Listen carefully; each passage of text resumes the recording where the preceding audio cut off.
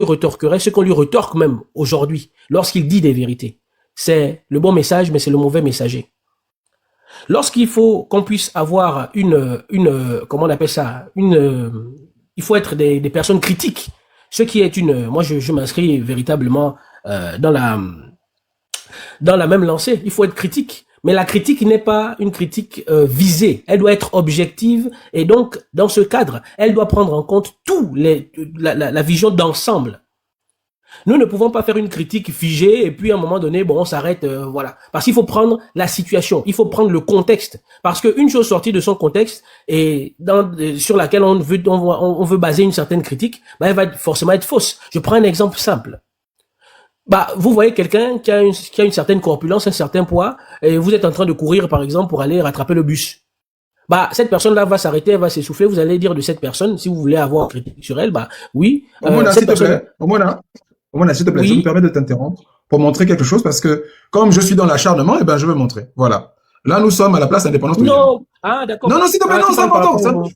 Esprit critique. Tu parles par rapport à ceux qui sont en commentaire, c'est ça? Oui, aux lunettes de soleil, parce qu'on a dit que j'exagère. Voilà. Esprit critique. Donc, je mets. Vous êtes la famille. Je vous écoute et je vous suis. Mais en venant bien, je ne suis pas venu seul. Je suis venu aussi avec un homme, un ennemi. Monsieur Onouza.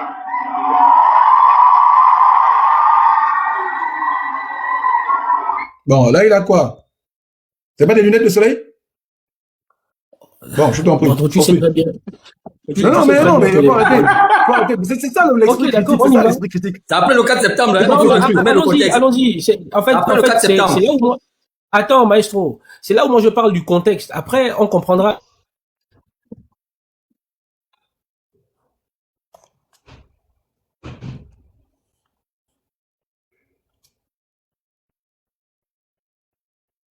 Ça a été coupé. Omona, tu es là? Est-ce que tu m'entends? Oui, tu entends. Omona. Peut-être Omona qui a un problème depuis tout à l'heure. Ah, ok. Peut-être sa connexion. Oui, parce qu'il a eu du mal à prendre la parole tout à l'heure. Ah, Omona, est-ce que tu es là? Et pour la petite histoire, hein, toi, maestro, qui me parle du contexte, c'était le 22 décembre 2023. AOIM, 22 décembre 2023. Moi, quand je le vois, il n'a pas l'air d'un otage, hein. Je dis ça, je dis rien. Je t'en prie, continue, Omona. Ou bien c'est... Ah, il est descendu. Stéphane. Bonsoir à tous. Je t'en prie. Bonsoir, Stéphane. Désolé de t'avoir fait attendre. C'est comme tu sais ici, là. C'est comme ça. On a tous des débats très chauds, très houleux. Je vais pas être long. Je vais essayer de faire court parce que comme j'ai quelque chose derrière de prévu. Moi, je suis pas, je le dis clairement, non. Avant de commencer, je veux dire ceci. Qui sur ce panel, ou même en commentaire, a voté Amo en 2009 et a voté Ping en 2016? Question ouverte, hein. Je n'ai voté ni pour l'un ni pour l'autre. Moi, j'ai voté, oui. Amo et Ping, oui. Ok. Ma question était plus tournée vers tous ceux qui ont dit, comment ça s'appelle? Il faut plus mettre les pédégistes au pouvoir, mais pourtant en 2016 et en 2009, beaucoup ont marché derrière des anciens pédégistes, au point même de mettre quelqu'un qui a lutté pendant des années de côté, au point où un ancien pédégiste est venu ravir la place de leadership de l'opposition à un opposant de très très très longue date. C'est ça la culture politique gabonaise. Mais pourquoi? Je vais te répondre. Excuse-moi Stéphane, je vais te répondre, s'il te plaît, parce que il se trouve que moi j'étais un fervent mamboundiste depuis mon plus jeune âge. Parce que je rencontre Pierre Mamboundou qui est en visite dans mon quartier en 1999 et j'ai suivi cet homme jusqu'en 2006. Quand je dis suivi, c'est suivi au sens strict. Hein. Je suis un enfant de Mamboundou, moi. Qu'est-ce qu'on a reproché fondamentalement à Mamboundou? D'être allé faire ami avec Omar. Et il ne s'en est jamais relevé. Okay. Parce que Mamboundou était Mamboundou tant qu'il s'opposait à Omar. D'accord, ok. Donc... Et ça, il l'a compris. Et les Gabonais ont toujours préféré, s'il te plaît, c'est d'ailleurs très logique, un opposant qui les trahit, un pédégiste repenti à un opposant qui les trahit. Ce qui est aussi logique. D'accord, ok. Ce qui est aussi très logique. Ça n'a en tout cas, ça a une logique pour certains, mais ça n'a pas de logique pour moi. Mais bon, ça, c'est pas là le débat. Juste pour dire qu'aujourd'hui, et je veux dire ça, même Churchill l'a dit. S'il fallait faire un pacte avec le diable pour combattre un régime plus nauséabond que du diable, je ferais ce pacte. Donc, c'est juste pour vous dire qu'à un moment donné, on peut s'allier avec des gens de circonstances, même quand on ne partage pas forcément toutes les mêmes valeurs du moment qu'on va vers un même objectif commun. La critique, elle est bien, je suis d'accord avec vous. Je vous dis, il faut critiquer, et c'est bien, ça élève nos sens critiques. Je veux encore vous prendre un autre exemple. Comment il s'appelle? Martin Luther King et Malcolm X étaient fondamentalement opposés dans la manière pour arriver vers un but commun. Mais ils ne se sont jamais affrontés directement devant celui qui les maintenait dans cette position. Ils ne l'ont jamais fait. Parce ouvertement, non. Oui, ouvertement. Ah, si. Non. Si. Non, si, comme Malcolm X dit, nous ne tendons pas l'autre jour. Mais dire que nous quand il a qualifié Martin Luther King d'Oncle Tom. Mais qu'est-ce que tu dis? Ah si. C'est pour ça que leur rencontre a inquiété le FBI au haut niveau. Parce que lorsqu'ils se sont rendus compte que ces deux-là, après d'ailleurs que Malcolm X a quitté Nation of Islam, ces deux-là s'entendent, ça devient compliqué. Les rapports du FBI sont clairs. Malcolm X a été très dur envers Martin Luther King. Très très dur. Ah non, ne dis pas ça, frérot. Ah non. L'histoire est là. Malcolm X était dur envers tout le monde. Hein. Ah oui, non. Oula. L'oncle Tom, on va pas dans l'autre jour. Ah non, je t'en prie, continue. Je maintiens encore que Malcolm X et Martin Luther King ne se sont jamais affrontés ouvertement devant tout le monde. Je dis bien un affrontement. Est-ce que vous comprenez le mot affrontement? Je dis les deux. Qui se mettent à se chamailler comme des coqs. Quand des coqs et l'autre parle, qui se chamaillent, qui s'envoient des pics. Les deux, au même moment. Mais ils n'ont jamais eu de débat direct. Mais Martin Luther King a toujours refusé. Ce que je veux te dire par là, c'est que Martin Luther King avait cet objectif en disant, même si X pouvait dire tout ce qu'il disait sur moi, je ne répondrai jamais parce que nous avons tous un objectif commun, c'est d'aller vers la libération de notre peuple. Luther n'a jamais répondu à X, mais je ne veux pas rentrer dans le détail. Moi, je vous dis, ce que je veux arriver juste à faire comprendre, c'est que on peut critiquer. Tu peux dire, Andrew, tu peux critiquer qui tu veux, tu es libre de critiquer. Et c'est la critique qui nous fait émerger. Mais quand on prend Ondaosa, je vais revenir à Ondaosa. Excuse-moi, s'il te plaît, Stéphane. À ton avis, s'il te plaît, 2 secondes. Qui a dit Martin Luther King est le meilleur ami que l'homme blanc ait jamais eu parmi les leaders noirs? Qui a dit ça, à ton avis? Mais c'est X. Est-ce que tu as compris ce que j'ai dit? Écoute, oui, s'il te plaît, non, c'est important ce que tu dis. C'est important pour qu'on puisse enrichir le débat aussi. Il a dit à propos de la marche de Washington, où Martin Luther King a prononcé son fameux discours I Have a Dream. Il a dit, ce n'était pas une marche sur Washington. Ce n'était pas une marche sur Washington. C'était une marche sur Washington contrôlée par des Blancs. Je peux te citer plein comme ça. Donc, excuse-moi. Andrew, est-ce que tu as compris ce que j'ai dit? J'ai compris. Ok. Donc, si tu as compris, je vais pas revenir dessus parce que comme je dis, j'ai pas assez de temps.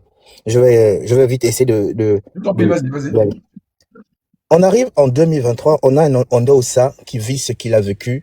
Certains d'autres, particulièrement moi, j'ai bien dit que Ondaosa n'était pas un homme politique et c'est pour ça que je ne l'en veux pas comme j'aurais pu en vouloir à une personne très politique ou qui connaît vraiment la politique. Et on dit un leader est capable d'imposer ses idées. En 2023, hormis 2023, si Ondaosa a quelle base politique ou qu'on peut considérer vraiment Ondaosa comme étant un leader politique? Qu'est-ce qui fait que Ondaosa émerge en 2023 comme étant le choix qui devient, qu'on dit c'est lui l'homme politique? Qu'est-ce qui fait que Ondaosa émerge? C'est son discours en disant il faut un Gabonais normal à toutes les places. Et c'est là où le peuple se dit, son discours est tellement cohérent et les gens disent ok, c'est lui. Mais Ondaosa n'a pas une base pour dire que si je dis non, ne faites pas ça, écoutez-moi pour que cette base l'écoute. Ondaosa n'était pas comme un Pierre Mambundu, que si Mambundu avait dit non, si ce qui s'est passé en 2023 c'était Mambundu, et que Mambundu avait dit au peuple non, le peuple se serait aligné derrière Mambundu. Si c'était Mbaobam, le peuple se serait aligné derrière Mbaobam. Je reviens encore, quand tu prends l'exemple de, comment il s'appelle, de Nelson Mandela, en disant Nelson Mandela a dit il ne faut pas faire la guerre, ce qu'il y a de mieux c'est la paix. Tu penses qu'aujourd'hui, des années plus tard, tu penses que tous les Sud-Africains remercient Mandela pour ça? Non. Tu veux que je te réponde? Tu veux que je te Vas-y. réponde? Oui? La question n'était pas de savoir si on le remercie ou pas. La question était d'être en accord avec ses convictions, même si tu es seul. Tu peux être seul, mais quand tu es convaincu de quelque chose, tant qu'on ne t'a pas démontré du contraire, tu n'as aucun mal à le faire. Et je te prends mon exemple à moi, Dioxy Andrew Ndouemba. Dès le 13, quand j'ai regardé les chiffres, j'ai vu que ce n'était pas possible d'avoir une élection crédible avec un collège électoral qui varie après le vote. Je me suis pris des volets de bois vert et de bois sec. Mais j'ai tenu bon. Et jusqu'aujourd'hui, je tiens bon. Aujourd'hui, il y a Alta qui m'a rejoint dans la lutte. Il y a d'autres compatriotes que je ne citerai pas. On est en train de travailler dessus, en train de faire un bouquin sur le deuxième coup d'État. Mais au début, j'étais tout seul. Tu te rends compte qu'il y a même des compatriotes qui m'ont dit, écoute bien, hein, l'élection est frauduleuse, mais Oligi a quand même gagné. Je ne me suis pas démonté. Parce que c'est ça quand tu as des convictions. Andrew. Voilà. Andrew. Ce que je veux... Andrew, tu as des convictions. Bon, comment il s'appelle? On a des convictions. Tout le monde a des convictions. Mais il faut savoir, parfois, avant de porter un jugement ou d'une analyse globale, une critique globale, c'est de se dire, à quel moment, est-ce que dans la même situation, est-ce que si je me mets dans la même position que cette personne, quel aurait été mon positionnement? Toi et moi, nous sommes ici, nous sommes à distance, nous sommes loin. On ne connaît pas ce qui se passe ou ce qui s'est tramé dans la quête de, comment il s'appelle? Dans la quête de ce pouvoir en 2023. Les Gabonais n'avaient qu'une seule chose. On dose ça, pas on dose ça. Même les Gabonais ont dit, papi, arrête de faire le bruit, tais-toi, c'est la femme, tu nous fatigues. Nous, on a déjà enlevé Ali Bongo, qui t'a même voté. Nous, on t'a choisi parce qu'il fallait enlever Ali Bongo. Mais le peuple qui a voté, le peuple qui est souverain, quand on dit que c'est le peuple qui est souverain, ce peuple souverain n'a pas pu faire exprimer sa propre souveraineté. Mais on est prompt à faire uniquement de reproches à un individu. Et c'est pour ça que je dis, et moi, mon combat est toujours de dire, je ne cherche pas un leader. Je cherche que chaque Gabonais en lui-même soit son propre leader et qu'on marche tous vers un point commun. Pour que quand une personne tombe, le leader qui était devant, si par exemple c'est Andrew qui a mené la cause aujourd'hui, Andrew était devant. Quand Andrew tombe, on regarde Andrew, on enjambe Andrew et on continue vers le combat. On ne va pas s'arrêter pour dire, Andrew, pourquoi tu as fait ça? Pourquoi tu as fait ceci? Pourquoi il fallait pas faire ça? Non, on enjambe Andrew et on va de l'avant. Tant qu'on n'arrivera pas à ce niveau, à se dire que nous sommes tous des leaders et qu'on se positionne en se disant, mais quelle république on veut construire? Est-ce qu'on veut construire une république sur du faux? Parce que tout ce qu'on prend là, même nous, on prend le simple fait de prendre, comment il s'appelle? La rhétorique de dire que le coup d'État s'est passé le 30 août, alors que malgré qu'il y a eu un jugement, un procès, qui nous dit que le coup d'État a commencé depuis le 28 au soir. Le 29, mais nous, toujours, on dit toujours le 30 août. Parce que c'est la rhétorique qu'on nous a... Le 29 au soir. Le 29 plutôt. Le 29. Parce que c'est la rhétorique qu'on nous a mis dans la tête. Donc même nous-mêmes, on a accepté quand même ce faux, malgré qu'on nous met la vérité devant nos yeux. Malgré que même le procès qu'ils ont essayé de vouloir trafiquer, nous disent que non, depuis le 29, ils étaient déjà à l'arrêt. On arrêtait déjà les gens. On te fait comprendre que dans ce procès, les gens s'étonnent de voir Jesse Ella Ekoga dehors, alors que quand tu comprends que ce qui amène le coup d'État, c'est le désordre de Jesse Ella Ekoga, soi-disant, au CGE, tu comprends que, mais est-ce que ce monsieur n'était pas aussi impliqué dans le coup d'État? Donc, à un moment donné, je dis, Andrew, moi je dis, critiquons les actes. Mais moi je dis, si aujourd'hui ou demain, une personne peut m'aider ou peut participer à faire que ce pays soit une démocratie, je peux lui dire en face, lui et moi, quand on se croise, je veux lui dire, par exemple, hier, quand j'étais, lundi, quand j'étais au truc de comment il s'appelle, de Billy, j'ai dit à Billy en face, ce que toi tu reproches, j'ai dit, monsieur Alain, vous aurez dû réclamer. Il m'a répondu, je ne donnais pas ça, mais il m'a répondu, j'ai dit, vous aurez dû réclamer. Mais je ne vais pas venir tous les jours ou en parler devant les gens. Mais chacun fait... Je ne dirai pas. D'accord, ok. Il m'a répondu, mais je ne le dirai pas. Et donc, je veux juste... Ce que je veux juste... Une réponse à un public, hein, ça n'aurait servi à rien. Ça n'aurait rien changé. Voilà. Mais donc, ça réponse... Non, comment il s'appelle? Maestro, sa réponse ne va même pas dans ce sens. Sa réponse... Ça, c'est la réponse qu'il donne publiquement. Mais c'est pas ça sa réponse. Elle est tout autre. Ça devient ésotérique. Mais bon, en tout cas, ce que je veux juste faire comprendre, c'est que quand nous-mêmes, Gabonais, on va accepter de dire que nous sommes nos propres leaders et qu'on ne compte pas sur un leader et on ne s'arrête pas sur sa position si ce leader aujourd'hui a flanché. Parce que je redis encore, aucun être humain, tant qu'on ne m'aura pas prouvé l'infaillibilité de l'être humain, je ne pourrai pas toujours reprocher aux autres ce que moi-même, je ne sais pas ce que j'aurais fait dans une telle position avec vu la situation du Gabon, je ne sais pas ce que j'aurais fait. Mais je dis juste, maîtrisons nos critiques et voyons comment on peut essayer de tous aller de l'avant. Moi-même, je suis critique envers tout le monde. Hein, et comment il s'appelle? Et Andrew, tu as raison. Nous devons être critiques. Le travail, par exemple, que aussi, il est sur le panel, que SW fait, c'est un travail aussi critique de donner des points de vue et de permettre à chaque Gabonais d'avoir une manière d'analyser la situation. Nous devons être critiques et critiques envers tout le monde. Pas uniquement critiques envers le pouvoir en place, mais critiques envers les gens qui se disent ils sont des démocrates, mais même dans leur parti politique, prenons le cas de, comment ça s'appelle, de Maranga Moussavou, ça fait 20 ans ou plus de 40 ans qu'il est président de son parti, il n'y a jamais eu d'élection. Mais lui, pas d'alternance. Laisse-moi mon oncle tranquille, pardon. Donc, tu vois, nous ne sommes pas nous-mêmes, même des personnes qui portent, et je le dis encore, nous-mêmes qui sommes là en tant que soi-disant patriotes. Nous n'acceptons pas quand une personne, qu'on a soi-disant dit kunabéliste, vient sur notre panel et nous apporte un argument contraire. Dès que cette personne-là nous apporte un argument contraire, notre poids se frise, on veut même faire descendre cette personne. Mais tant qu'on n'arrivera pas nous-mêmes à un niveau à accepter la critique des autres et à pouvoir faire débat contre débat, ne nous mettons pas aussi à critiquer les autres. Ça, c'est juste ce que je veux dire et je vais m'arrêter là pour vous, en vous souhaitant bonne soirée, les gars. Et merci. Merci Stéphane, c'est toujours un plaisir de t'écouter et tu es chez toi quand tu veux. D'ailleurs Stéphane, ça fait longtemps que tu as envoyé un article à Gabon Intelligent. Hein?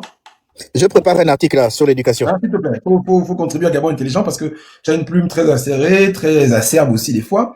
Et je vais lancer une petite boutade à Maestro. Maestro, puisque je suis dans l'acharnement, normalement là, c'est bon, non? Ça doit être le dernier live sur Ondo, ça je dois plus critiquer son positionnement politique et l'évolution de sa position.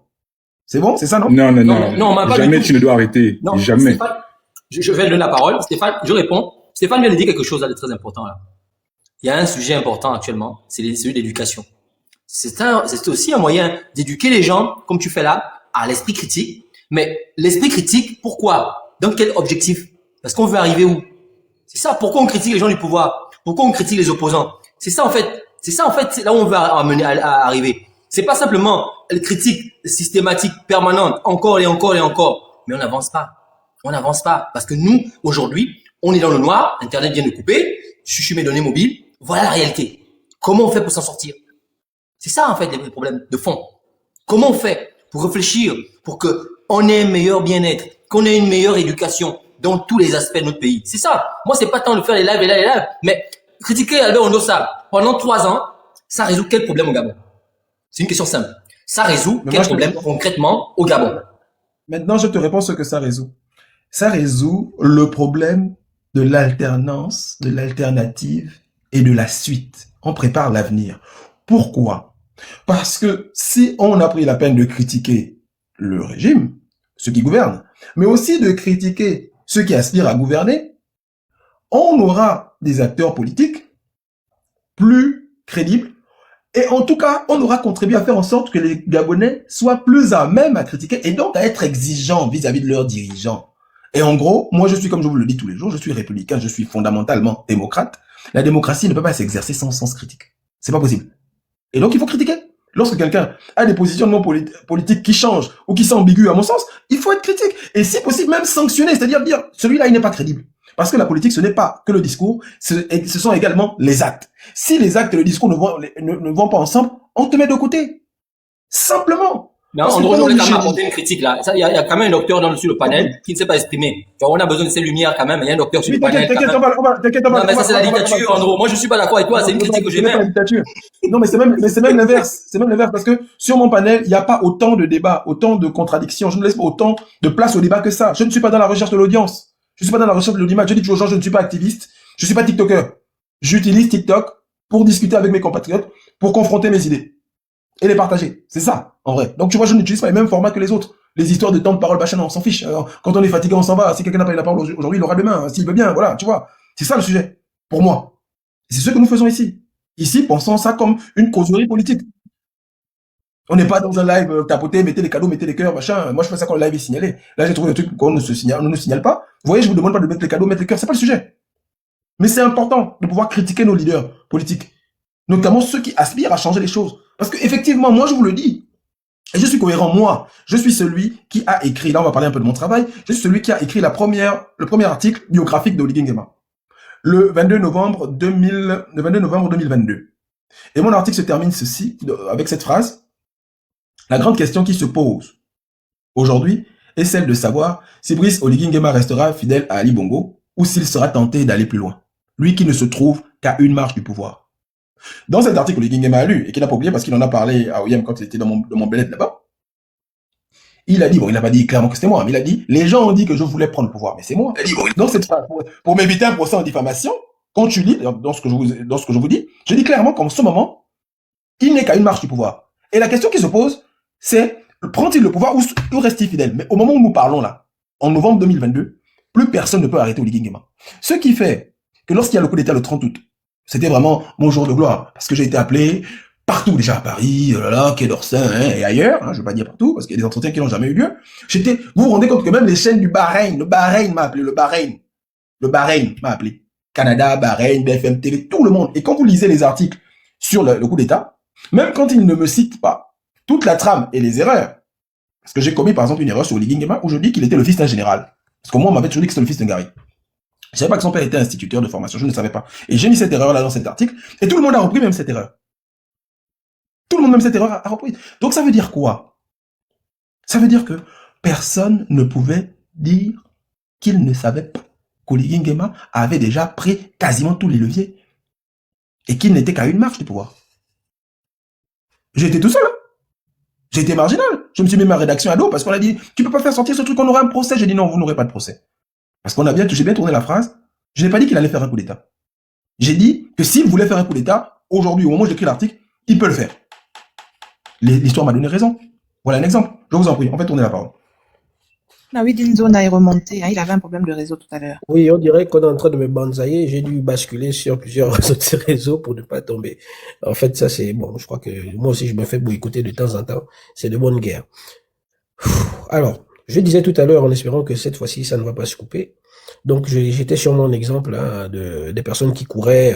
Voilà, et que vous voyez une personne d'un certain poids qui s'arrête pour respirer. Vous allez vous dire, moi je veux faire une analyse critique. Cette personne-là n'est et n'a jamais été capable ou ne sera jamais capable de pouvoir attraper le bus. En tout cas, par rapport à ce que je vois, parce que par rapport à ce que j'ai vu. Et même là, si vous dites par rapport à ce que je vois, c'est là où vous êtes objectif. Mais sans savoir que la personne qui a peut-être pris du poids aujourd'hui était un athlète de haut niveau, pouvait faire 10 fois plus que ça. Pourquoi je dis ça? Parce que j'entends dans tous les panels, sinon la majorité des panels aujourd'hui où on dit qu'on doit faire de la critique et on parle des Gabonais en général. Oui, les Gabonais n'ont pas ci, n'ont pas ça, telle qualité. Comme si ce peuple était dénué de toute qualité. Je rappelle quand même que depuis les indépendances et même avant, ce peuple-là a toujours été combatif, a toujours été dans l'opposition jusqu'en 2023. Il s'est toujours illustré dans des combats.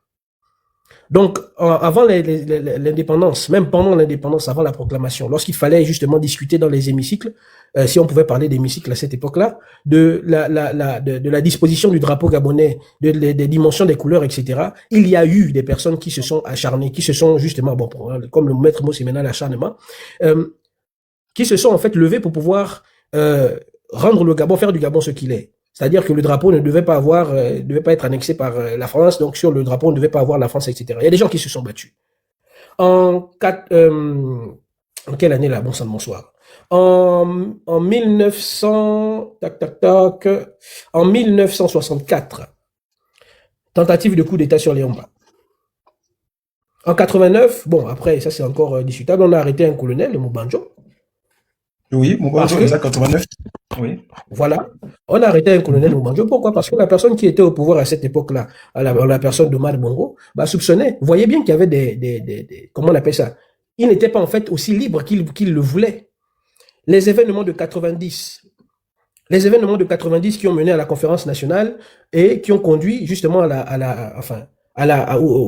l'accession du multipartisme dans notre manière. S'il te plaît, excuse-moi, Omona, s'il te plaît. Tu as parlé du colonel Mubanjo. Pour la petite histoire, il faut le savoir. C'est le coup d'État pour lequel Pierre Mamboundou a été jugé par contumace. Il était jugé par contumace et condamné à 20 ans de prison. Pour avoir, entre guillemets, je dis bien entre guillemets, pris part à ce complot. Beaucoup de guillemets. Voilà. Énormément de guillemets. Et n'oublions pas, puisqu'on parle de courage politique, que lorsque Pierre Mamboundou décide de rentrer au Gabon, après son expulsion de France pour le Sénégal, décide de rentrer au Gabon en 1993, il est sous le coup de cette condamnation. Et il décide de rentrer dans son pays pour se porter candidat à l'élection présidentielle de 1993, une candidature bien sûr qui va être rejetée. Voilà. Puisqu'on parle de courage. Mhm. C'est l'histoire du Gabon, hein. On va pas chercher ça loin. C'est l'histoire du Gabon. Pierre Effectivement. Mamoudou. Oui, Attends, mais oui, continue, Omona. c'est justement ça ce que je suis en train de montrer. Donc, 90-91, on a les événements qui amènent l'accession au multipartisme, puis comment on appelle ça, à l'établissement de la nouvelle constitution. Nous avons aussi, justement, le Morena, les acteurs du Morena. Donc, en fait, quand j'écoute les Gabonais aujourd'hui qui viennent parler, oui, les Gabonais ne sont pas ci, ne sont pas ça, et ces personnes-là veulent parler de critique, ben là, on est quand même en train de se fourvoyer. Donc, il est mieux de dire qu'aujourd'hui, les Gabonais ont perdu quelque chose qu'ils avaient. S'ils ont perdu quelque chose qu'ils avaient, c'est qu'il y a quelque chose qui est en train de se tramer. Donc, oui, il faut être critique, mais il faut avoir la vision d'ensemble. Je vais même encore aller plus loin. Beaucoup de gens disent aujourd'hui, oui, Kounabelis, oui, les Gabonais, machin, etc., en oubliant que dans la grande majorité, les Gabonais sont des victimes d'un système. Victimes. Et je vais toujours marteler ce mot-là. Victimes. Victimes de quoi? Victimes de manipulation de toutes sortes. Manipulation politique, psychologique, même spirituelle.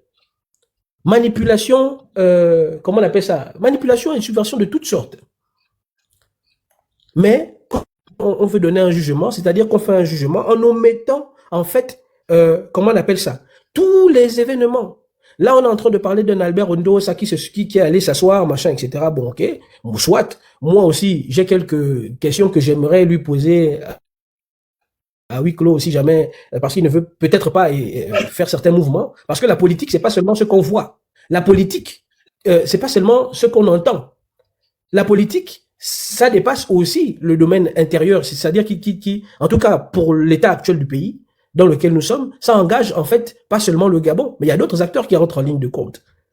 Donc, pour pouvoir critiquer, pour pouvoir, j'ai envie de dire, mettre certaines actions sous le feu des projecteurs en disant que bon, voilà, et on dit qu'on va faire une démarche critique sans pour autant mettre les choses en relief, c'est vraiment jeter l'eau et l'enfant du bain ensemble. Moi, voici ma lecture. Je vais le dire comme ça, au moins, je ne vais pas souffrir de, je ne sais pas quel, d'aucun procès, on va me dire que je suis en train de défendre les Kounabelis ou je défends l'indéfendable. Parce que moi, je veux que les Gabonais deviennent justement critiques. Mais pour pouvoir devenir critique,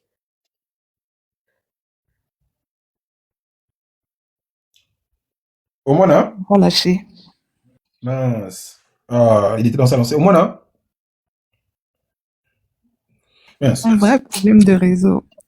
Oh là là, il était dans un très bel argumentaire en plus. Bon, écoute, Omona, si tu es là, on va faire tourner. Tu reviens, il n'y a pas de souci, hein, le live. Je pense qu'il voulait dire qu'il faut maîtriser tous les contours du sujet. Non, commence par maestro. Tu peux pas à sa place. Tu ne connais pas la trajectoire du professeur. C'est de vous tous là? Non. Je te dis que ton professeur là, papa, il gagnerait, à mon avis, en tant que citoyen qui donne son avis, il gagnerait à s'expliquer sur toute la période.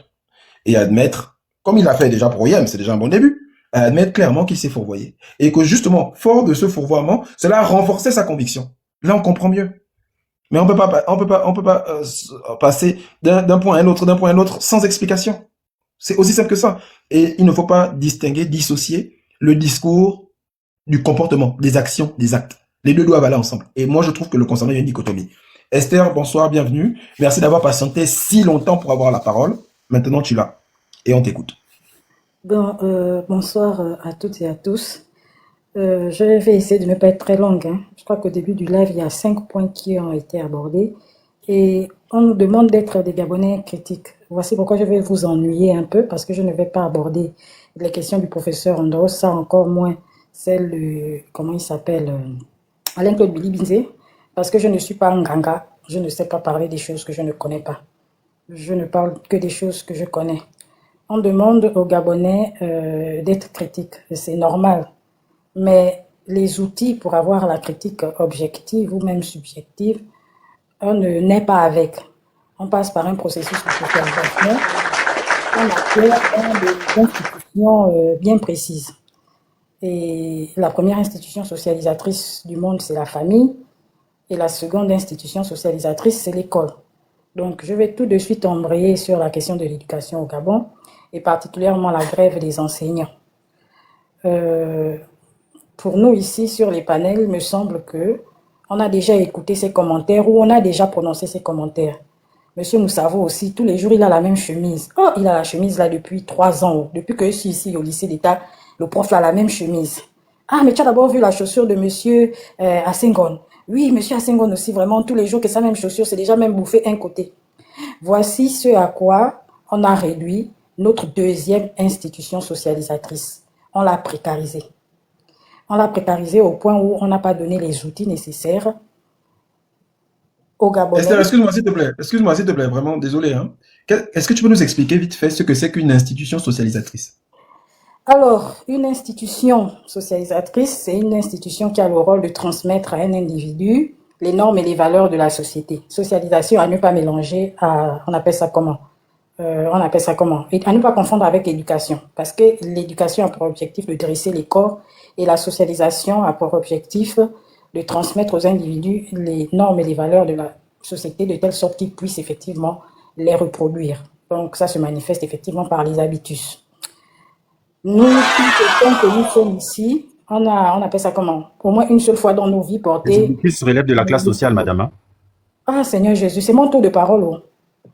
Faut pas déranger les docteurs, hein. Faut pas déranger les docteurs, pardon. Non, faut arrêter ça, c'est parce que les docteurs peuvent aussi l'interrompre. Ça veut dire On est tous docteurs.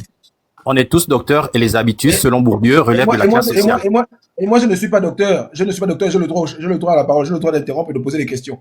Oui, non, mais tu as toujours la parole. Mais je dis simplement que les habitus relèvent de la classe sociale. Que ce soit. Vous êtes des désordonnés. Ça, c'est des élèves désordonnés.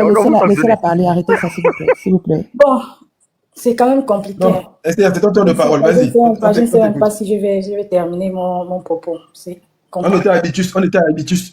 Oui, effectivement, les habitus relèvent de la classe sociale. Si Noélien pense que je ne sais pas ce que je dis, je sais ce que je dis parce que c'est pas la première fois que je parle d'habitus ici. Voilà. D'accord? Voilà. Et puis, je n'ai pas dit que on n'a pas besoin d'être docteur pour connaître Bourdieu. Tout le monde peut être curieux et aller lire. Et ça fait partie de nos habitus. Combien de Gabonais offrent un livre à leurs enfants à Noël? C'est ça aussi la socialisation. On nous achète les fusils, on achète la vaisselle. Vous n'allez pas demander à un enfant qui a grandi avec la vaisselle, avec le fusil, d'aller comprendre pourquoi il n'a pas un esprit critique, d'aller se poser les bonnes questions. Parce que lui ne connaît que la dinette et le ballon ou le fusil pour jouer la guerre. Voilà, j'essaie de paraphraser comme ça. Donc, en gros, lorsqu'on regarde effectivement la grève des enseignants, on a des parents qui se plaignent. Vous deux là, vous battez là-bas? Qu'est-ce qui se passe dans la chambre là? C'est comment tu grondes les enfants? Ils sont pour le faire des problèmes. C'est quoi tu t'ailles? Vas-y, continue. Donc, je vais plus aborder la question des parents. Il y a des parents qui, je vois le micro-trottoir, hein, qu'est-ce que les enseignants veulent? On ne sait pas ce que les enseignants veulent, on a déjà donné l'argent, les enseignants doivent repartir en classe. Les enseignants doivent repartir dans quelle école? Et là, je parle d'école en tant qu'institution, hein, je ne parle pas d'école en termes de bâtiment et tout. Dans quelle école? Dans quelle école les enseignants doivent repartir? Est-ce que vous trouvez logique qu'en 2026, au 21e siècle, on n'a plus de profs de français dans nos établissements? Oui, les Gabonais doivent avoir l'esprit critique. Avec quelle qualité de l'instruction? Avec quelle école? Avec une école pour échouer? C'est avec une école pour échouer que vous voulez que les Gabonais aient un esprit critique? À quel moment le Gabonais va apprendre à se poser de bonnes questions si même le système éducatif qui le forme, qui n'en est pas un système éducatif avec griffe, qui est une copie de l'école républicaine d'avant la Ve République, voilà, parce que nous on a hérité de l'école de 1905, je ne sais même pas pourquoi, qu'on n'a même pas compris, on ne sait même pas pourquoi on envoie les enfants à l'école, c'est quelle idéologie on veut transmettre aux petits Gabonais, c'est pour défendre quoi, c'est pour se poser quel type de questions. Donc, quand on demande aux enseignants de repartir à l'école parce que les enseignants abusent, mais notre système éducatif est à l'image de la chemise de M. Moussavou qu'il porte depuis 5 ans. M. Moussavou porte sa chemise depuis 5 ans parce qu'il est clochardisé et notre système éducatif est clochardisé et il n'y a qu'à regarder la nature de nos débats. Il n'y a qu'à regarder la nature de nos débats pour comprendre qu'on ne produit que ce qu'on est allé chercher. On compte au bout de doigts qui ont griffes ont une critique plus ou moins objective ou se posent des bonnes questions. On ne produit que la critique à l'image de la chemise de M. Moussavou qui est délavée depuis 5 ans. Dès le moment où on a clochardisé l'appareil idéologique qui permet de former l'individu critique, et d'ailleurs c'est ce que la société attend de la personne à qui il offre l'école. On ouvre les portes de l'école à qui? Pour faire quoi? Parce que quand la ministre de l'Éducation nationale va à l'église dimanche et ose aller dans une république laïque, expliquer les problèmes de la République à l'Église et finir en disant c'est Jésus qui gère le ministère de l'Éducation nationale, c'est qu'on a un problème et les Gabonais applaudissent. Et puis tu as des parents d'élèves qui sont contents parce que c'est Jésus qui gère le ministère de l'Éducation nationale. Mais si c'est Jésus qui gère le ministère de l'Éducation nationale, on nous a dit qu'il revient bientôt. Attendons son retour pour repartir à l'école. Attendons le retour de Jésus. La ministre de l'Éducation nationale nous a dit que c'est Jésus qui gère le ministère. En temps, nous, les chrétiens, nous ont dit que Jésus revient bientôt. Il n'est pas là. Il revient bientôt. Donc, on attend son retour pour payer les rappels, pour améliorer les conditions d'apprentissage, pour construire des écoles qui ressemblent à des écoles et non des écoles qui ressemblent à des prisons. On attend que Jésus arrive pour faire ça. Donc, si on veut réellement qu'on ait des Gabonais critiques, beaucoup parmi nous, malheureusement, portent les tares et la précarité de ce système éducatif qui ne nous permet pas d'être critiques. Voici pourquoi on a le syndrome du train qui est parti sans nous. On ne rate jamais le train. C'est pas nous, c'est les autres. Parce que on a mis en place tout un appareil idéologique dont on ne maîtrise ni les tenants ni les aboutissants et qu'on n'arrive même pas à adapter à nos réalités sociales, culturelles, économiques et politiques. On sera toujours là en train de se tirer à gauche, de se tirer à droite, parce qu'il est hors de question qu'en 2026, quand on a l'esprit critique, on n'est même pas capable de connaître quelle est l'idéologie que celui qu'on défend, bec et ongle, défend. C'est-à-dire, si aujourd'hui on me demande, on doit là, il est socialiste, il est capitaliste, il est quoi, moi je ne saurais pas. Sincèrement, avec les outils que j'ai, je ne saurais pas s'il est socialiste, s'il est la gauche, s'il est la droite, je ne sais pas. On n'a pas ça, c'est-à-dire qu'on n'a pas tous les outils. On vote pour voter. Je ne voulais pas embrayer sur la question d'Ondorosa, mais avant 2023, qui est Ondorosa? Avant 2023, Ondorosa est un éminent professeur. Il n'y a que les étudiants de l'université qui savent qu'Ondorosa est un éminent professeur. Ma mère ne connaît pas Ondorosa.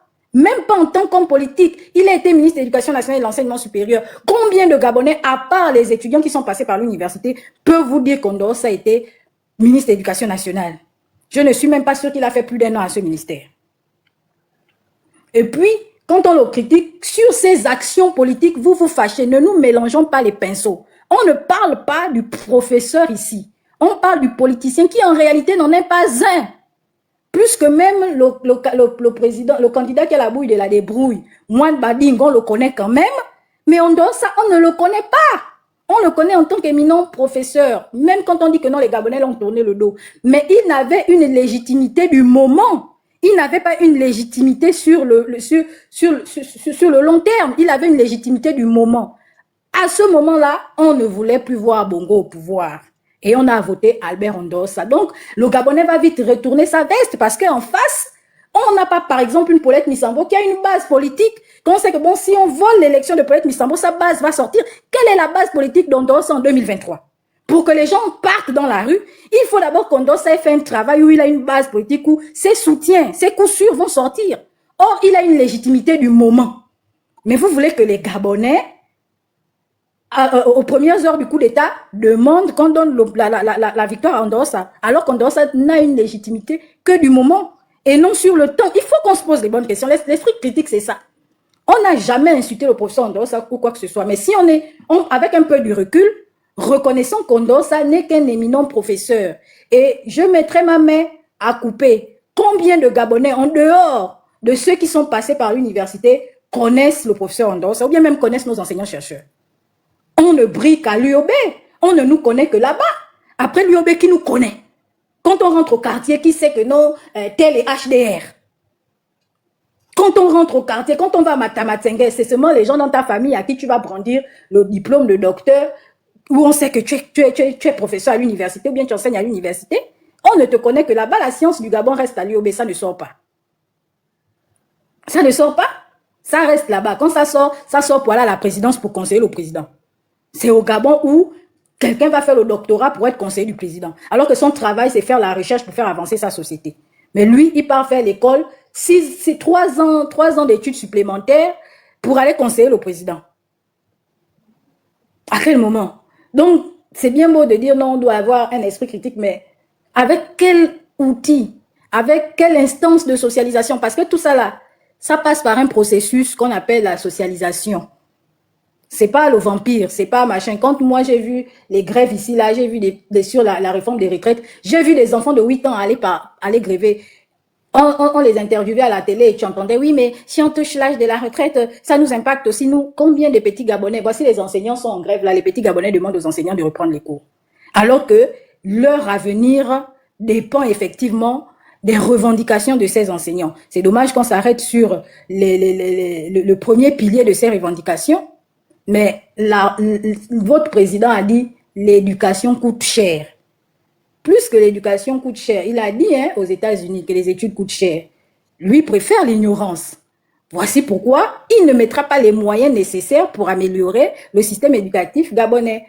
Et je suis en disant ceci, plus le peuple est idiot, plus il est facile à manipuler.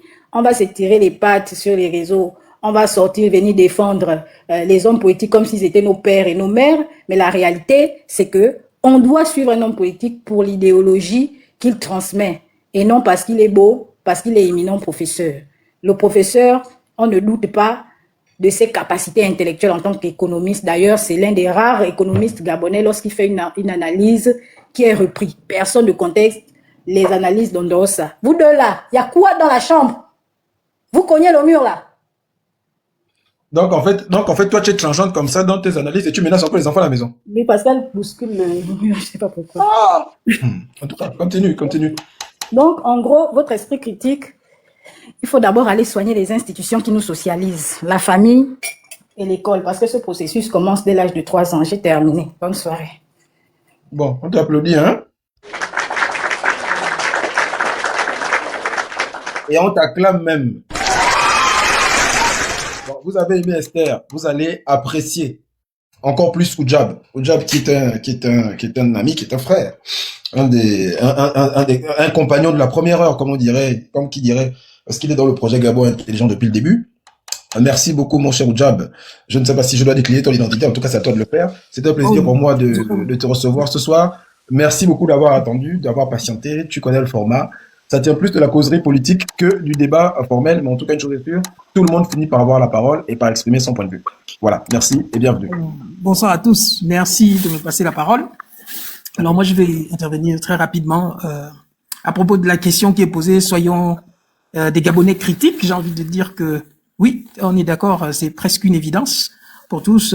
On aspire, et peut-être la question la plus intéressante, comme l'a dit l'intervenante précédente, ce serait de savoir comment. Et elle a esquissé un peu, à travers une analyse sociologique, de voir ce qui rendait le caractère non critique d'une majorité de Gabonais possible. Et je partage largement l'argument qu'elle a avancé, notamment à propos de la socialisation. Maintenant, le premier point sur lequel je veux me prononcer, c'est celui de la critique. La critique, oui, il faut faire la critique dans le cadre un peu comme vous l'avez dit à propos des opposants politiques au régime en place au Gabon aujourd'hui. Il faut la faire en ayant à l'esprit dans quelle situation on est, en ayant cela à l'esprit. C'est-à-dire, on fait une critique républicaine dans quelle situation? Et donc, si on doit faire la critique, on doit penser le paradigme dans lequel la critique s'exerce. On fait la critique à partir d'un paradigme démocratique, c'est-à-dire le cadre de référence. Le paradigme, c'est peut-être trop fort, le cadre de référence dans lequel on structure la critique. C'est le paradigme des droits humains, du respect des droits humains, de la démocratie, comme horizon, puisque pour l'instant, la démocratie au Gabon, c'est un horizon. Et donc, la rigueur qu'on admettrait d'une critique qui est exercée dans un cadre démocratique, il faut qu'on ait, j'ai envie de dire, la finesse de l'adapter dans des cadres, dans des situations autoritaires, comme celle du Gabon. Et donc, par moment, on peut, en appelant à la critique, par exemple, d'une certaine opposition dans un contexte autoritaire, on peut passer à côté de l'essentiel, dans le sens où il y a des réponses, il y a des réactions des oppositions, des sociétés civiles qu'il faut lire différemment quand on est dans un cadre démocratique ou quand on est dans un cadre de régime autoritaire. Dans un régime autoritaire, il y a des comportements qui sont des stratégies de survie, qu'il ne faut pas analyser comme la première idée de celui qui s'exprime. Et si on ne prend pas en compte ces stratégies de survie, parce que le Gabon n'est pas le premier régime autoritaire, toute la littérature des républiques dures, la RDA, l'Allemagne de l'Est, l'URSS, et toute la littérature relative montre des cas où, pour survivre, on est parfois contraint de faire certaines choses. Je ne dis pas que c'est le cas de tout le monde, mais c'est une donnée à prendre en compte. Il faut critiquer en ayant cela à l'esprit que le peuple gabonais n'est pas dans une situation de démocratie.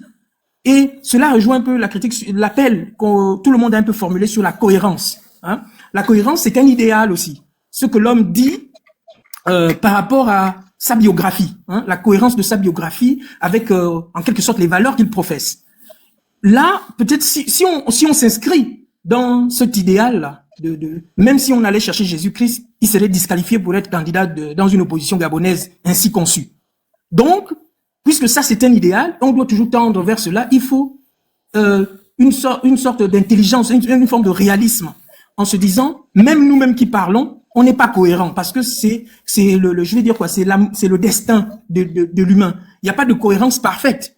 Il n'y a pas il n'y a pas de personne cohérente comme on aimerait que cela soit. Alors, qu'est-ce qu'on fait? On porte le regard sur l'objet. Et je crois qu'on dit alors, il avait bien expliqué, il faut porter, parce que, après tout, les gens peuvent changer de position. Mais il faut porter l'objet. Actuellement, l'urgence gabonaise, c'est l'urgence démocratique. C'est la démocratie, l'urgence. En tout cas, je pense que le reste, la démocratie. Donc, chercher la cohérence, dans la conscience d'un sujet ou dans la biographie d'un sujet, c'est la meilleure façon de se proclamer allié objectif de ce contre qui, au fait, de ce contre quoi on lutte, c'est-à-dire l'autoritarisme de toutes sortes. Donc, il y a des critiques et ce débat-là est vieux comme le monde. Ça a opposé Sartre à Camus en France. Hein. Sartre a dit que bon, les Algériens ont le droit de se défendre avec les armes qu'ils ont. Donc, il y a, en quelque sorte, dans la lutte des opprimés, il n'y a pas de morale. C'est comme une approche amorale de la lutte. L'opprimé peut combattre l'oppresseur avec les moyens dont il disposait. Quelque part en Afrique du Sud aussi, on l'a dit, que c'est en tout cas l'adversaire qui impose les armes de la lutte. Et Camus a répondu par une autre pièce de théâtre. Lui, il a dit, Jean-Paul Sartre a dit les messages.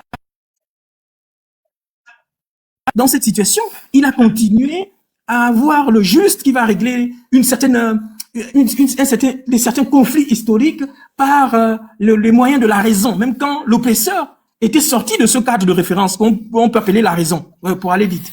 Et donc, nous aussi, je pense qu'on est dans cette situation, pour ceux qui se réclament des droits humains et de la démocratie, en tout cas qui en appellent à son avènement dans le contexte du Gabon, on doit être critique, c'est important, mais cette critique doit s'exercer aussi contre notre regard critique qu'on peut porter, qui peut être un regard juste, dans la mesure où on recherche la cohérence, hein, dans la biographie des gens. Ça c'est le commentaire que je voulais faire par rapport à cela. Et la question, donc, qu'a évoqué un intervenant à propos du candidat, pour qu'on ne se retrouve pas avec un candidat qui a pour projet de chasser le président. En un mot, c'est ça. Comme en 2023, chasser le président. Mais ça, c'est une conséquence. C'est la situation qui impose qu'on ait ce type de choses. Pour qu'on ait des projets, il faut qu'on ait une démocratie. Or, quand il n'y a pas de démocratie, on ne peut pas faire la politique sur des projets.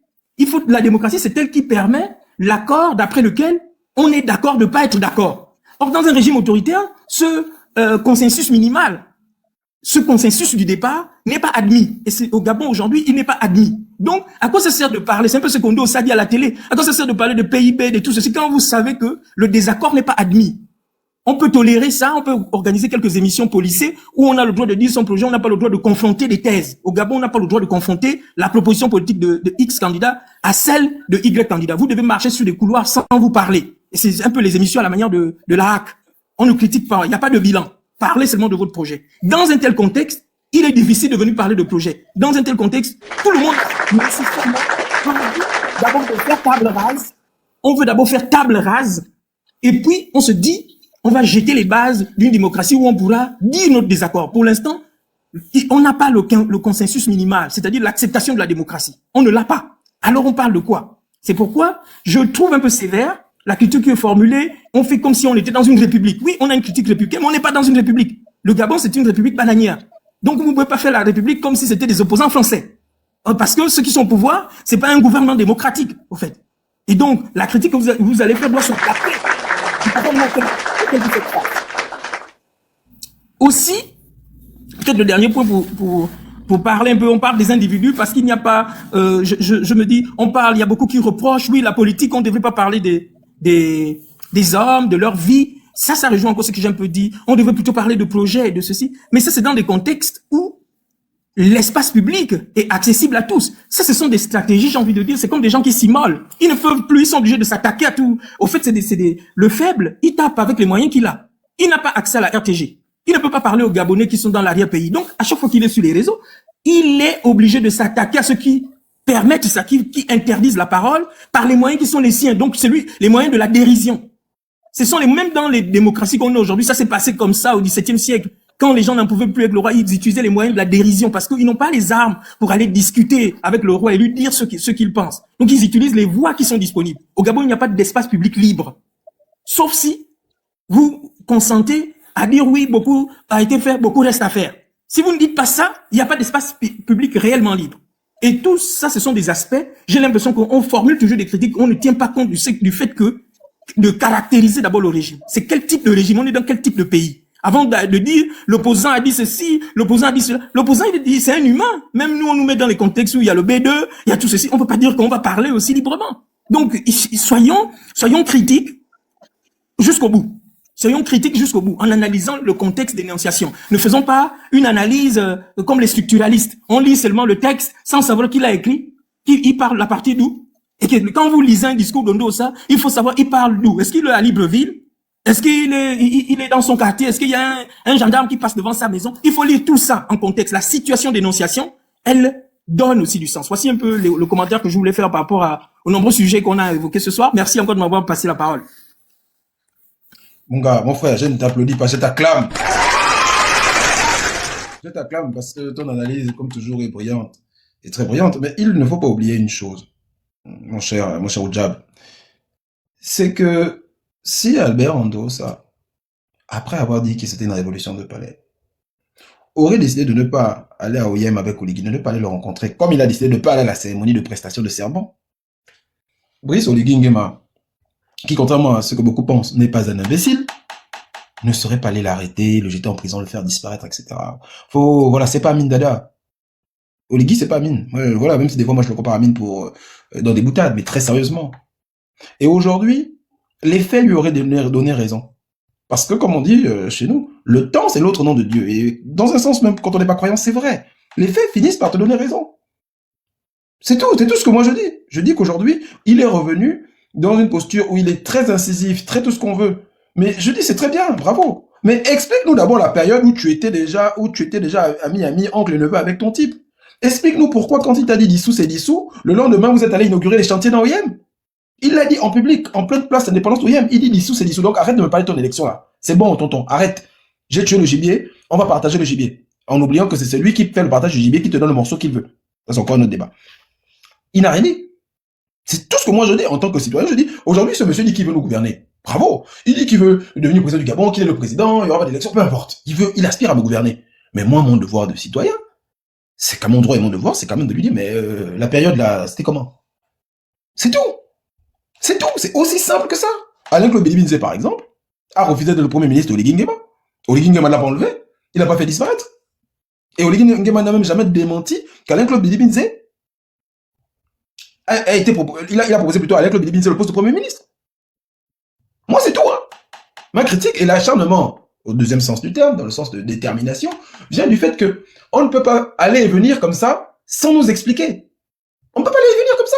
Poutiste en chef, alors qu'hier tu disais, si le président m'appelle 100 fois j'irai, alors que même le président t'a dit que dissous c'est dissous, ça ne t'a pas gêné pour autant, vous êtes allé où vous avez inauguré les chantiers, vous êtes baladé, vous avez fait les choses entre guillemets défense, c'est-à-dire entre vous, hein, bien, hein, comme on dit chez nous, enfin, bien, vous avez fait des trucs. On est contre vérité là, ils ont inauguré ensemble. Là, tu es en train de dire de contre vérité entre vous, c'est pas normal. Non. Toi, quand même. Ils ont dit inauguré ensemble. Attention. Maestro, vérifie ce que je te dis.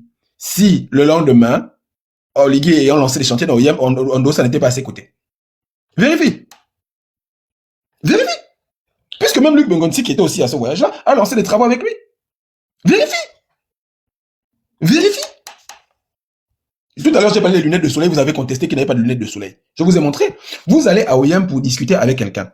Maestro, moi je viens te voir pour parler de quelque chose. Tu me dis non, allons d'abord à une fête. Mais sachant très bien que nous sommes dans un cadre politique où nous sommes opposés, c'est-à-dire que toi tu as fait le coup d'état, tu dis tu gardes, moi je revendique ma victoire. Et tu me dis non, allons d'abord à mon meeting, on va parler de ça après. Et puis moi aussi je vais m'asseoir au meeting, je suis là assis. Et je ne suis pas venu sur, je suis venu avec Ondosa. Et tu te lèves, tu salues, oui, bravo. Non, Bon, c'est pas ce qui Yaza, s'est ok, passé. d'accord. Tu vois, c'est pas Enfin, ce qui s'est passé. Tu caricatures mal. C'est pas ce qui s'est passé. Excusez-moi hein, si je fais cette motion. Il l'a dit clairement. C'est une manipulation. Le but, c'était que le putschiste s'affiche avec lui pour la question n'est pas là. La question est très, très Mais simple. c'est ça, mais ça, c'est une Albert réalité Ondossa, aussi. écoute. Si, non, maître, C'est une réalité écoute-moi bien. historique. Non, maître, écoute-moi bien. Albert Ondossa est de Mivoul, mais il connaît très bien Oyem. Il connaît très bien Oyem. Il sait, même n'importe quel Gabonais qui n'a jamais été Oyem, sait ce que c'est qu'une place de l'indépendance. C'est par essence un lieu public. N'importe quel Gabonais sait que quand on te dit d'aller à la place de l'indépendance, c'est que c'est un lieu public. Donc quand on te dit de venir avec le président à la place de l'indépendance, tu sais très bien que ce sera un lieu public et qu'à partir du moment où tu t'affiches avec lui dans un lieu public, il y a ce qu'on appelle le bénéfice image. Tout simplement. Si moi je vous montre une photo tout de suite, où je suis, attendez, je vais vous montrer une photo pour essayer d'illustrer un peu ce que je dis. Je vais vous montrer une petite photo pour illustrer un peu ce que je dis, pour montrer l'importance de l'image. Parce que nous, on est toujours en train de faire des choses en néglige. Et c'est ça le vrai problème que nous avons. Et c'est ce que moi je déplore. C'est le fait que nous oublions ce bon vieux proverbe français qui dit « Le diable est dans les détails ». Le français dit ça, regardez. Regardez cette photo-là. Regardez cette photo-là. Bon. Vous reconnaissez le monsieur, non? Le monsieur qui est sur la photo. Le blanc, pas le noir. Vous reconnaissez? C'est qui? C'est qui? C'est François Fillon. Bon, le monsieur à sa droite, c'est moi. Et là, on est en train de faire quoi? Regardez bien. Attendez, je mets en grand. Je mets en grand. Vous allez voir où je vais en venir. Attendez, je mets en grand. Vous allez voir où je vais en venir. Voilà, je mets en grand. Mais non, pas toi. Pas toi. Vous allez voir où je vais en venir. Vous voyez? Quand on regarde comme ça, on voit bien que Fillon est en train de me montrer un truc sur son téléphone et on est en train de rigoler. Bon, imaginez un seul instant qu'un jour je commette une dinguerie, mais une dinguerie, hein, dinguerie, un truc de fou, dans ce pays qu'on appelle la France, et que des journalistes tombent sur cette photo où je suis en train de rigoler avec François Fillon. Est-ce que vous pensez que... Non, c'est François Fillon, la famille, c'est pas Manuel Valls, c'est Fillon, regardez. C'est Fillon. Est-ce que vous pensez, un seul instant, que François Fillon ne s'expliquera pas, en disant que non, c'est un monsieur que j'ai rencontré comme ça, Je vous pose la question, de manière très sérieuse. Surtout qu'on nous voit là sur cette photo, c'est pas une photo en mode groupie, hein, c'est pas une photo en mode star. Non, on voit deux hommes qui rigolent. Moi oui, il me montre un truc sur sa vidéo, il me montre un truc sur son téléphone, et moi je rigole. Andrew? Voilà. Est-ce que vous pensez que si un jour je commets une dinguerie dans ma vie, si cette photo-là ressort avec Fillon, Fillon ne viendra pas dire « Ah non, ce gars, je l'ai croisé comme ça au pif ». Est-ce que vous pensez que cette image-là n'a pas de valeur, n'a pas un poids? Andrew, j'ai une question pour toi. Désolé. Pareil ici, quand on regarde cette autre photo, excuse-moi, j'ai pas fini. Quand on regarde, pareil là, le type qui sourit, l'autre qui sourit, avec les écritures. À mon ami, patati patata. Demain, je fais une dinguerie. Ce monsieur-là, c'est le maire de Perpignan. Demain, je fais une dinguerie. Est-ce qu'on ne dira pas, ah, finalement, ce type-là était proche. Bon, pardon, faut pas que je vous montre les trucs. C'est bon, je coupe ma caméra. Là, parce que là, c'est plus trop bon. Mince. C'est plus trop bon. Comment on fait retourner ce truc-là? Est-ce qu'on ne dira pas ce type-là? Oh, mon truc est bloqué. Est-ce que mon truc est bloqué? Mince. Oh. Voilà, merci. Attendez, je retourne l'appareil photo déjà, voilà, vers moi. Parce qu'il faut pas voir les trucs qu'il faut pas voir. Voilà. Hein? Sinon, je vais finir au B2. Vous voyez? Une photo a de la valeur. Cette photo-là, je vous assure, et j'en ai d'autres. C'est parce que, bon, voilà. J'en ai d'autres. Quand quelqu'un arrive, quand il voit cette photo, tout de suite. Parce que là, on n'est pas vu. Là, on n'est pas dans un mode groupie, selfie, non. Il me montre un truc sur son téléphone et on est en train de rigoler. Il me montre un truc sur son téléphone et on rigole. Donc, Fillon me montre un truc sur son téléphone à lui et on est en train de rigoler. Ça montre que, à minima, il lui a été sympathique à un moment donné. Mais si moi je fais une dinguerie ici, en France, que les gens, les enquêteurs viennent ici, tombent sur cette photo-là, et que cette photo-là ressort, Fillon va s'expliquer. Je vous assure. Son attaché de presse va dire, ce monsieur, je l'ai rencontré à une fête, il m'a paru sympathique, mais je ne connaissais pas sa vie. Ils vont lever le corps. Parce qu'une image est importante, une photo est importante. Et Albert Ondossa, du haut de son âge, du haut de son instruction, ne peut pas l'ignorer. Et s'il l'ignore, c'est encore plus grave. Bon, Orléans, à toi la parole. Ouf, enfin. Oui, enfin. Bonsoir. Sinon, si tu étais si impatient que ça, fallait aller chercher un truc à bouffer. Parce que toi, tu sais qu'ici, là, c'est pas le temple du PDG. Oui, mais c'est justement ça le problème, c'est que si on veut être critique, c'est pas tant la critique qui pose problème, c'est facile de critiquer. C'est la capacité à recevoir la critique et en faire quelque chose. C'est la capacité à être disposé à avoir l'échange. Si déjà nous qui essayons de réfléchir, nous ne reflétons pas ça et que comme dans un système théocratique, il y en a un qui monopolise la parole, ben c'est difficile d'être critique là-dedans. Et que lorsque un autre essaye d'intervenir, on lui dit non, toi tais-toi, c'est nous qui. Voilà, on a l'impression d'être dans un live de Mola. Et c'est ça le problème. Rassure-moi, c'est pas moi que tu vois dans le rôle de comédie quand même. Non. Tu as le droit de dire oui, je vais pas te faire descendre. T'inquiète, je vais pas te faire descendre. À la limite, Ahmadinejad. Sacré, t'es un bon, toi. Toi, t'es un bon. Non, mais en fait, Orléans, tu vois, ce qui est intéressant, c'est que ce qui est dommage, c'est que malheureusement, il y a beaucoup de personnes. Mais ce qui est intéressant, c'est que moi, je suis pour qu'on ait de vraies discussions. Ouais. Ça ne cadre peut-être pas tout à fait avec le format. Bon, on essaye de faire avec, c'est pour ça que c'est un peu long. Mais j'aimerais vraiment qu'on soit dans la discussion. Qu'on soit pas dans l'enchaînement de la parole, tu vois. Moi, j'ai quelque chose à dire, tu lis la déclaration, qu'on pas. Non, je veux qu'on soit dans l'échange, qu'on te confronte. Tu vois, par exemple, tout à l'heure, Esther a employé un terme qu'on ne comprenait pas. J'ai posé la question. Je suis pour ça, en vrai. Oui, moi aussi, je suis conducteur. Moi aussi, je suis absolument pour ça. Je suis pour l'échange, justement. Voilà pourquoi je pense que il est important d'être succinct, parce que moi, je pense comme Nicolas Boileau que ceux qui se conçoivent bien s'énoncent clairement et les mots pour le dire arrivent aisément. Donc, on dit les choses tranquillement. Poétique, et puis... il a dit dans l'art poétique, hein. Voilà. Voilà. donc, maintenant, allez, tout à l'heure. Vous allez nous fatiguer avec l'école, hein. Attends, 2 secondes, je te taquine un peu. Non, il y a pas de souci. Oujab et Orléans, là. Vous, là, quand vous partez à l'école, pourquoi vous êtes comme ça? Oui, on veut montrer que nous, c'est nous qui... Ah non, les pauvres. En tout cas, c'est un plaisir de t'avoir. Je t'en prie. D'accord, merci. On revient, voilà, c'était pour alléger un peu, mais on revient très très sérieusement dans le sujet. À toi la parole. D'accord. Bon, tout à l'heure, j'ai intervenu de manière un peu intempestive lorsque la dame parlait pour recadrer un peu sur les habitus. Les habitus ne relèvent pas tant de la socialisation, mais de la reproduction. Hein, Bourdieu les définit comme des structures structurées destinées à fonctionner en tant que structures structurantes. Je crois qu'elle l'a reconnu. Donc, elles dépendent de quoi, ces fameuses habitus-là? Les habitus, c'est simple. Ce sont des habitudes de classe. Quand vous appartenez à une classe sociale. Avant que ça ne soit des habitudes de classe, donc des manières d'agir, on les acquiert où? Et à quel moment? Ben, on les acquiert en habitant, en vivant, en se reconnaissant dans une classe particulière. À quel moment on acquiert les habitus? Oui, non, je vois où vous voulez m'emmener. Vous voulez dire que ce sont des choses qui s'appliquent. Attendez, madame. Vous dites que vous me recadrez. Répondez directement à la question. On les acquiert à quel moment? Non, répondez directement à la question. J'ai dit, non, Kevin, ne commence pas ton cinéma. À quel moment on va acquérir cette habitus-là? On les acquiert à quel moment? J'aime faire ça. Répondez directement à la question. Ben, c'est le fait d'appartenir à une classe sociale. Et je sais que vous voulez me faire dire que elle s'acquiert par socialisation. Pardon, madame? Noélien, je suis obligée de vous interrompre puisque vous avez voulu me recadrer. Mais je vous recadre justement. L'habitus, c'est une manière de faire et de penser. Cette manière de faire et de penser. Mais j'ai dit, ce sont des habitudes de classe, madame. Excusez-moi. Le fait d'être dans une classe, vous avez une manière de faire, de penser, de sentir particulière, madame. Il existe des habitudes de classe. Je n'ai pas dit le contraire. Non, pas il existe. Il existe. Ce sont essentiellement des habitudes de classe, madame. Pas il existe. L'habitus de classe, je vous ai posé une question. L'habitus de classe dont vous parlez, à quel moment on va acquérir cette habitude si ce n'est pas pendant le processus de socialisation? Pourquoi veux-tu qu'un enfant qui a grandi à Ozangue connaisse tout s'apprend justement. Mais madame, je veux dire, quand vous vous enrichissez, madame, à partir du moment où on a été socialisé dans ce milieu, monsieur Noélien, je vous ai posé une question simple. C'est Orléans. Quand vous vous enrichissez à 22 ans, madame.